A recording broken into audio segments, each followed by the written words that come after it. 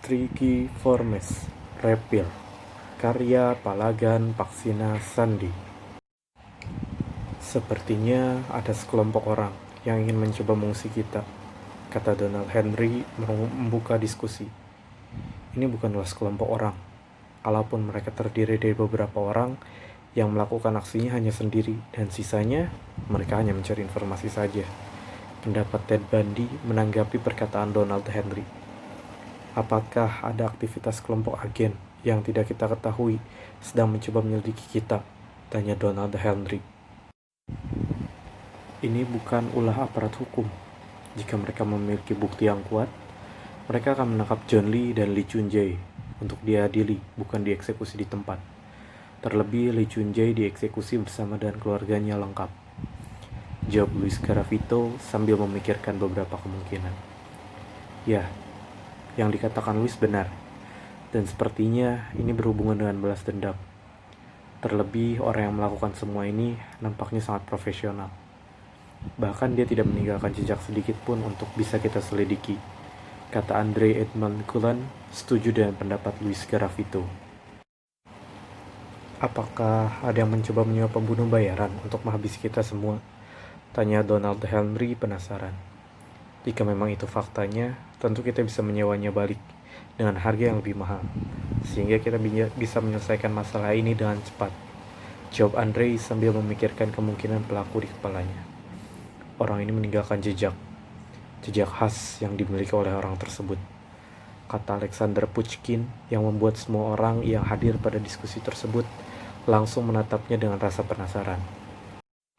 Apakah Anda mengetahui siapa orang di balik semua ini, Tuan? Tanya Andre sopan. 7 tahun lalu, pemerintah dunia sepakat untuk membentuk pasukan khusus yang anggotanya terdiri dari berbagai negara, dan mereka akan menjalani pelatihan selama 1 tahun penuh. Pelatihan yang mereka lewati terbilang sangat sulit, bahkan hampir mustahil untuk diselesaikan, dengan rasio kesuksesannya hanya 3%, yang artinya orang-orang tersebut memiliki kesempatan meninggal sebesar 97%. Dari pelatihan tersebut, terbentuklah 3 kelompok pasukan khusus, yang masing-masing terdiri dari 4 orang, dengan kemampuan yang tidak ada tandingannya. Pasukan tersebut ternyata memberikan kesuksesan besar bagi dunia, dan menjelma menjadi lapisan tipis yang membatasi antara kekacauan dan keseimbangan dunia. Mereka mendapat julukan pasukan khusus spesialisasi misi mustahil. Mustahil untuk diselesaikan, dan mustahil untuk pulang secara hidup dan utuh. Tapi faktanya, mereka selalu kembali dalam keadaan hidup dan utuh. Mereka bergerak bagaikan hantu, dan mereka bergerak di balik bayang-bayang. Tidak pernah ada yang tahu orang-orang yang terlibat dalam hal ini, siapa saja, kecuali mereka yang memang terlibat secara langsung. Singkatnya, misi mereka adalah misi pemusnahan, karena target mereka adalah para penjahat internasional yang berusaha mengguncang keseimbangan dunia. Tapi salah satu dari mereka selalu mengerjakan tugasnya dengan sangat rapi dan bersih, hingga dia tidak pernah meninggalkan jejak sama sekali. Singkat cerita, dia dikenal dengan panggilan Owl. Dan setelah itu, jika terjadi pembunuhan tanpa ada jejak sama sekali, dan ketika dilakukan pemeriksaan korban adalah penjahat internasional, maka kejadian tersebut akan dianggap pekerjaan dari Owl. Dan itu menjadi ketetapan secara tidak tertulis dari sebuah lokasi kejadian, kata Pushkin menceritakan hal yang ia ketahui. Apa itu artinya kegiatan internasional kita sudah terendus oleh kelompok ini, Tuan? Tanya Ted Bundy mengkonfirmasi. Mungkin, tapi yang dikatakan Andre juga bisa menjadi salah satu kemungkinan, jawab Pushkin. Mulai selidiki orang-orang di sekitar yang memiliki hubungan dengan orang-orang yang pernah berusaha mengusik kita, dan kita berhasil membungkamnya. Mungkin itu akan membantu kita untuk mendapatkan kejelasan terkait masalah ini, lanjut Pushkin.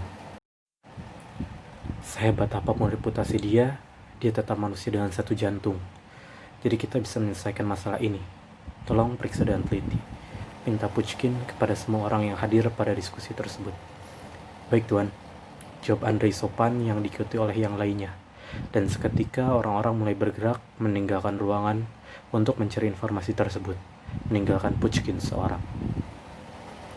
Naga dan Shasha berjalan pulang sehabis membeli beberapa bahan makanan dan minuman untuk kafe yang hampir habis di minimarket. yang tidak jauh dari kafe.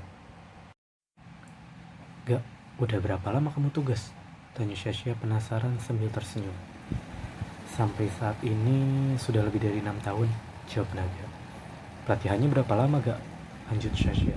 1 tahun penuh, jawab Naga singkat. Oh, sebelum pelatihan apa kamu kuliah dulu gak? Tanya Shasha sambil melihat ke arah Naga dan senyuman.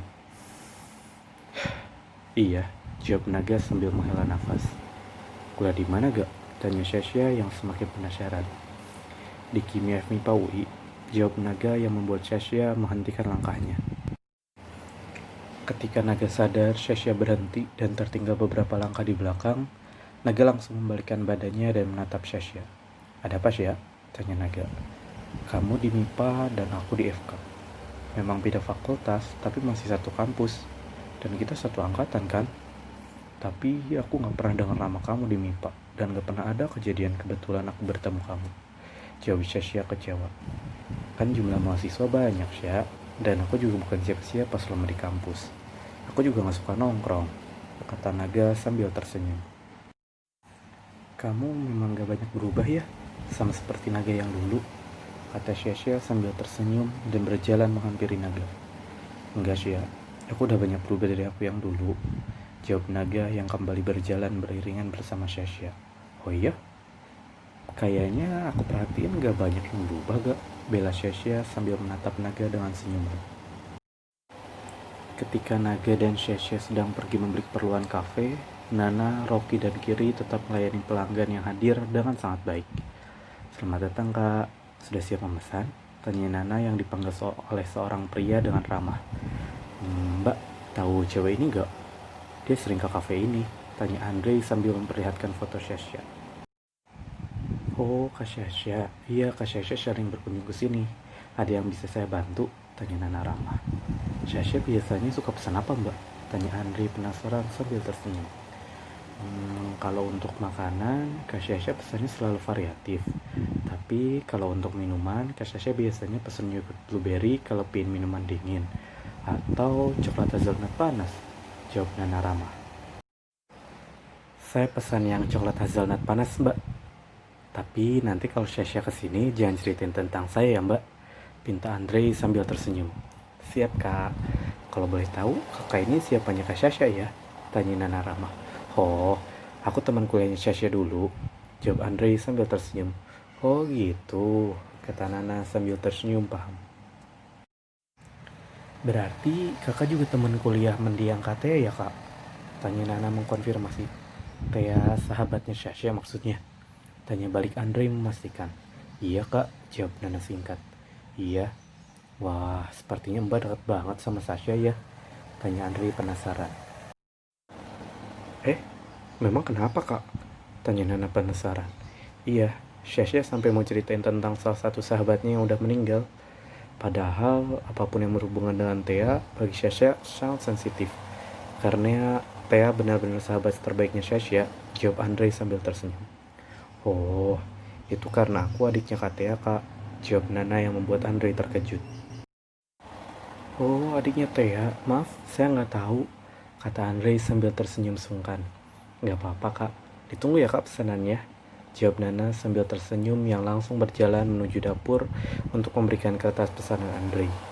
Andre terkejut atas pengakuan Nana bahwa dia adalah adiknya Tea, karena sejauh ini Andre tidak mengetahui bahwa Tea memiliki seorang adik perempuan. Seketika Andre teringat perkataan Puchkin bahwa ada kemungkinan apa yang terjadi pada Repir saat ini berhubungan erat dengan pembalasan dendam. Andre mulai hanyut dalam spekulasi-spekulasi yang dia pikirkan tentang kemungkinan orang yang melakukan hal tersebut dari beberapa orang yang dia pikirkan. Terdengar suara pintu kafe terbuka. Selamat datang, sapa Nana ramah. Oh, Kak Naga dan Kak Shasha udah pulang, kata Nana yang langsung menghampiri Naga dan Shasha penuh senyuman. Andre? Sapa Shasha terkejut melihat seorang laki-laki yang sedang duduk tidak jauh dari tempat Shasha berdiri. Shasha, jawab Andre sambil tersenyum. Apa kabar, Dre? Tanya Shasha ramah. Alhamdulillah baik. Shasha gimana? Tanya balik Andre sambil tersenyum. Alhamdulillah baik juga, jawab Shasha. Shasha, kok nggak bilang kalau adiknya Tea kerja di kafe ini? Tanya Andre yang membuat Shasha dan Naga terkejut. Namun Naga berhasil menutupi keterkejutannya mengingat Naga tahu siapa sebenarnya laki-laki yang ada di hadapannya. Meskipun aku sering ke kafe ini, tapi aku baru tahu Nana dan Naga adalah keluarganya Thea juga belum lama ini, Dre. Jawab Shasha sambil tersenyum. Oh gitu, ini Naga yang juga keluarganya Thea? Tanya Andre sambil menunjuk ke arah Naga. Iya, jawab Naga singkat sambil tersenyum. Gue Andre, teman kuliahnya Shasha sama Thea, kata Andre sambil menjabat tangan Naga. Oh iya, gue pamit dulu ya, ada janji yang lain, kata Andre yang langsung bergegas pergi. Bukannya kakak udah bilang, jangan pernah ngomongin Thea dengan sembarangan orang, kata Naga serius sambil menatap Nana dengan tajam ketika Andre sudah tidak terlihat lagi. Maaf kak, jawab Nana sambil tertunduk merasa bersalah. Gak apa-apa kali gak, lagian Andre kan teman kuliah aku sama Thea dulu, kata Shasha mencoba menenangkan suasana. Kamu pikir bagaimana si pembunuh bisa tahu lokasi Thea dengan tepat untuk menjalankan aksinya? Kata Naga yang membuat Nana dan Shasha terkejut. Gak, kamu gak boleh sembarangan nuduh ke orang lain, kata Shasha mengingatkan. Namun tidak dihiraukan oleh Naga dan langsung berjalan menuju dapur. Gak, panggil Shasha yang berusaha mengejar Naga, namun ditahan oleh Nana dengan mata berkaca-kaca. Aku gak akan berusaha ngejelasin ke Kak Shasha agar Kak Shasha percaya sama Kak Naga. Tapi aku percaya sama omongannya Kak Naga. Sini biar aku aja yang bawa belanjanya kak, pinta Nana dengan mata berkaca-kaca. Makasih udah bantuin Kak Naga kak, kata Nana kepada Shasha yang langsung pergi mengikuti Naga menuju dapur. Cari informasi tentang Nana dan Naga keluarga dari Thea. Gue merasa ada sesuatu yang ganjil di antara mereka, pinta Andre kepada seseorang melalui telepon.